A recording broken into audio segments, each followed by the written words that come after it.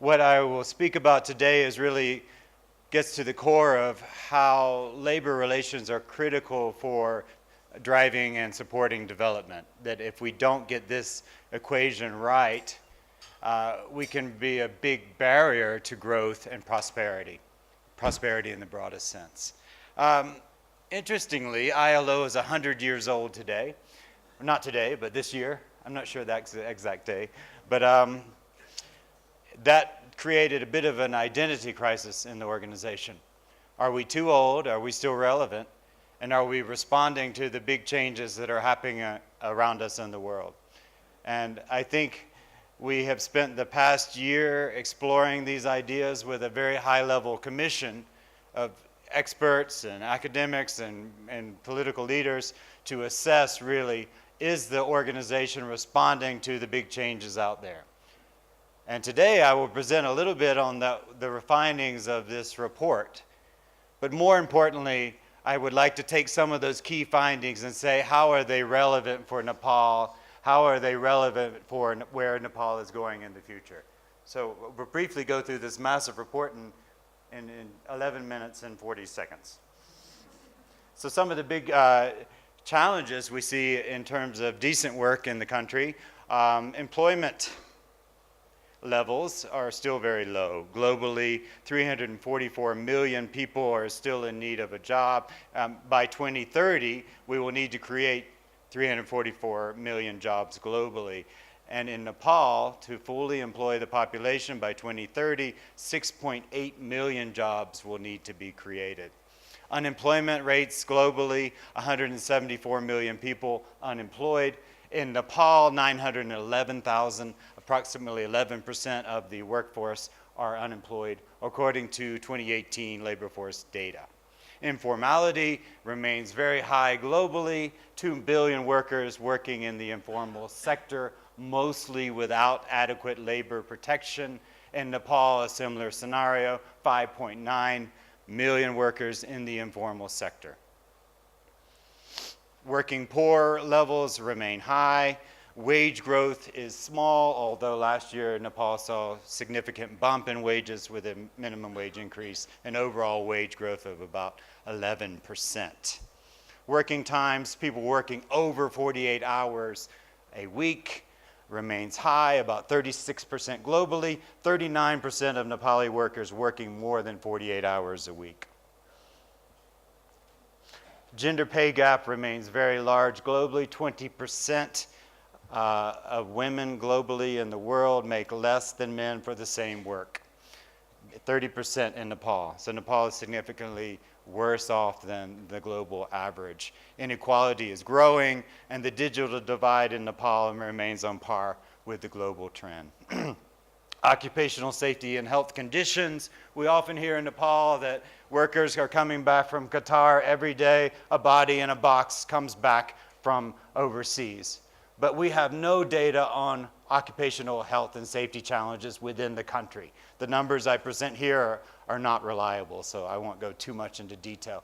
But clearly, OSH in the workforce here is a top priority and needs more attention.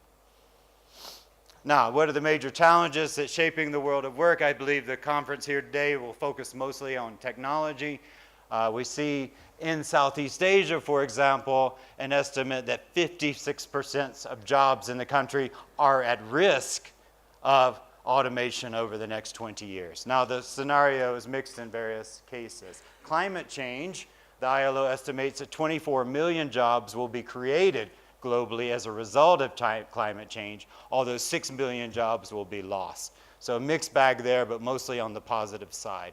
And huge demographic shifts with increasingly aging populations. And we know in Nepal that the population is very young now, but that trend will change significantly by 2030. Now, globally, the ILO has decided that it must focus on 3 areas to respond to these changes. And one is investing more in people and skills to help people adjust to the incredible magnitude of changes that we all face in our lifetimes. I think in my generation, I'm 55 years old, we grew up thinking we would have 1 or 2 jobs in our lifetime and we would stay that course. And when that doesn't happen, it can be very traumatic. because we expect that we stay in a job for most of our careers. But what we see globally is that people and young people today, they don't want to do that, and the changing technologies, environmental factors, means that people have to change jobs. Change is the norm, is not the exception. And I think what we have now is a TVET system which does not see change as an ongoing process. So I'll talk a little bit more of that.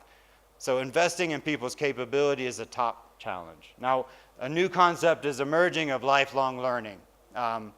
We often, when we want to learn in our professional lives, we take time out of work, we use our own money to invest in skills trainings, and it becomes more of an exception rather than the rule. Now, the concept of lifelong learning is that learning is built into your career path, and that Social Security schemes focusing on employment allow you the time and the money to pursue training on an ongoing basis, and that people are conditioned to go through a number of changes in their lifetime. That change is the norm, not the exception. So this is a big challenge for Nepal, where skills training itself is greatly out of sync with private sector needs. And you add the factor that we perceive that the skills needed over the lifetime will change continuously. So clearly there is a need, one, to continue to address the skills gap in the country, because without private sector involvement and direct dialogue with the TVET system, we will never have skills that are really relevant to private sector needs. But we add the complicating factor that those needs will change over time. So where we have active labor market policies now to provide skills that are needed on the market now, we also need a skills projection for the country that says, okay, over the next 20, 40 years, these skills will be required.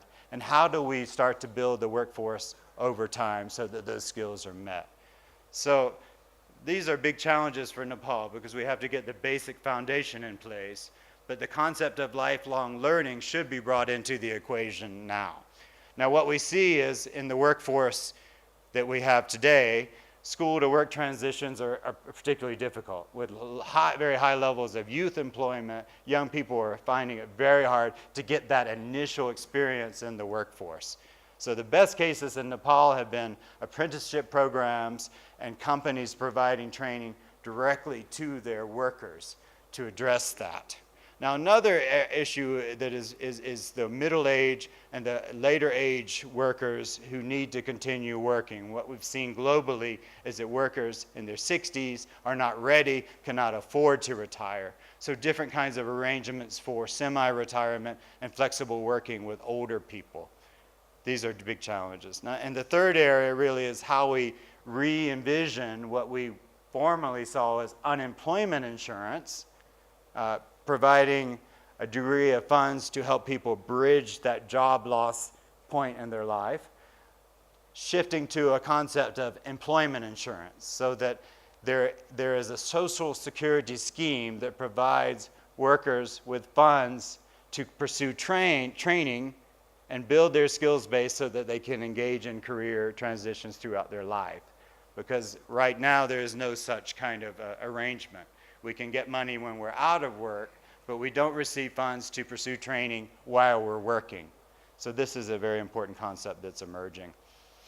Now, the issue of gender equality remains a big challenge in Nepal and globally, and what needs to be done clearly is we need more leadership, more women's leadership in the trade unions and the private sector.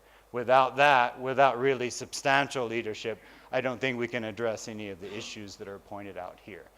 So just to recap, in this first issue of our transition of the ILO and our work in Nepal is to look at the concept of lifelong learning, a proactive approach that we prepare the working population for a series of transitions that track industrial changes over time. Now, the second area of work evolves around investing in the institutions of the world of work.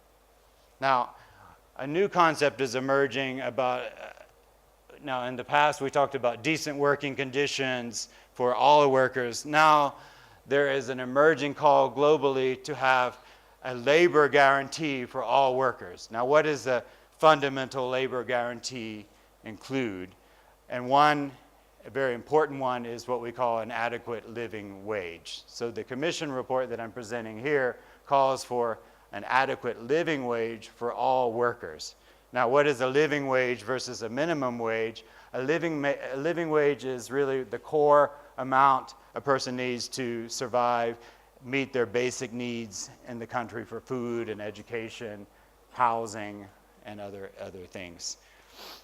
The other areas that are included in this is a limited number of work hours, so less than 48 hours a week, and that with this increasing trend for flexible working arrangements, that people still have limits where they can turn off and not carry out their jobs more than 48 hours a week. And an issue on safety and health. So elevating the safety and health agenda is really important in this new scope of work. Now, another term has emerged, and what we've seen, and you probably experienced this, more young people in the back of the room, are flexible working arrangements that we see in many companies today, and also very much part of the platform economy. So the assumption that as men, as women, we can be better care providers, we can be more productive in our jobs if we have control over when and where we work. So if we want to work at home at these hours, or we want to drive a Toodle at certain times of the day, we can do that and still maintain an adequate work-life balance. Now, what research has been carried out so far on these flexible working arrangements, both in the platform economy and outside the platform economy, have shown that actually people work harder and longer hours when they have flexibility built into their jobs. And the distinction between work life and home life is increasingly blurred with that flexibility. So there are many challenges that have emerged from the platform economy and flexible working arrangements. Another challenge that we've seen in more developed countries have been companies providing less and unpredictable hours to workers in order to maintain profitability. I think that's less of an issue here, but a new kind of underemployment is emerging in the world based on company needs to reduce hours on a regular basis. That kind of unpredictability, research has shown, has been very difficult for workers to adjust to. So in the end, how do institutions of the world of work need to change to adapt to these new forms of working? So the flexibility and the platform economies, what we've seen is that trade unions in particular have not adjusted or adapted their approach, one, to address the very high level of informality in the economies, and two, to address the emerging forms of working relationships in the platform economy. So it's very important that new approaches to addressing informality that take into account technology are utilized in Nepal in particular. So the last area of focus is really about sustainable growth. Now, 1 and 2 are focusing more on working conditions, skills, and labor rights in the new economies that are emerging. But the third is, if we don't get this equation right, if we don't have the sustainable growth, we will never be able to address the first two areas. So it's important globally and in Nepal that we address the rural economy, that we have innovations in agriculture, and that we invest in infrastructure. I think the infrastructure conference yesterday the last few days brought out these issues very well. But in the end, what we need is a conducive business environment to allow growth to occur. And without an environment that supports growth, we will never be able to really create the jobs that are needed to provide better lives to working men and women globally. So these are the three areas that we are using both globally and in Nepal, investing in the skills and the institutions, but also in supporting the sustainable growth that's very much needed in Nepal now. So thank you very much.